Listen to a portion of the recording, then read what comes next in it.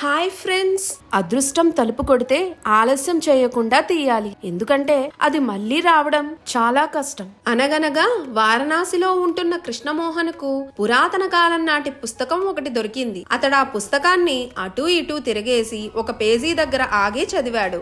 గంగా నది ఒడ్డున ఓ ప్రాంతంలో మహిమలున్న రాళ్లు ఉంటాయని, స్పర్శకు వెచ్చగా ఉండే ఆ రాళ్లతో ఏ వస్తువుని తాకినా అది బంగారంగా మారిపోతుందని అక్కడ రాసుంది. వెంటనే పుస్తకంలో రాసున్న ప్రదేశానికి వెళ్లి రాళ్ల కోసం వెతకడం ప్రారంభించాడు కృష్ణమోహన్. ఒక్క రాయి దొరికినా తన జీవితం మారిపోతుందనే ఆశ అతడిది. నది ఒడ్డున వారం రోజులు వెతికినా విలువైన రాయిని గుర్తించలేకపోయాడు కృష్ణమోహన్. అయినా అతడు వెతుకుతూనే ఉన్నాడు. 2 వారాలు గడిచాయి. రాయి జాడ కనిపెట్టలేకపోయాడు. తన బతుకును మార్చేస్తుందనుకున్న రాయి దొరక్కపోవడంతో కృష్ణమోహన్ ఎంతో నిరాశ చెందాడు. ఒక్కో రాయిని తాకి చూసి అది వెచ్చగా లేకుంటే కోపంతో నదిలోకి విసిరేస్తుండేవాడు. చివరికి అతడికి అది అలవాటుగా మారింది. వెతగ్గా ఓ రోజు మహిమలున్న వెచ్చని రాయి అతడి చేతికి దొరికింది. ఆ వెచ్చదనాన్ని గుర్తించే లోపే అలవాటు ప్రకారం రాయిని విసిరేశాడు. రాయి చేతి నుంచి జారిపోయే ఆఖరి క్షణంలో గాని అతడు ఆ విషయాన్ని గమనించలేదు. అప్పటికే జరగాల్సిన అనర్థం జరిగిపోయింది. కృష్ణమోహన్ శ్రమంతా వృధా అయిపోయింది. ఈ కథలో నీతి ఏంటంటే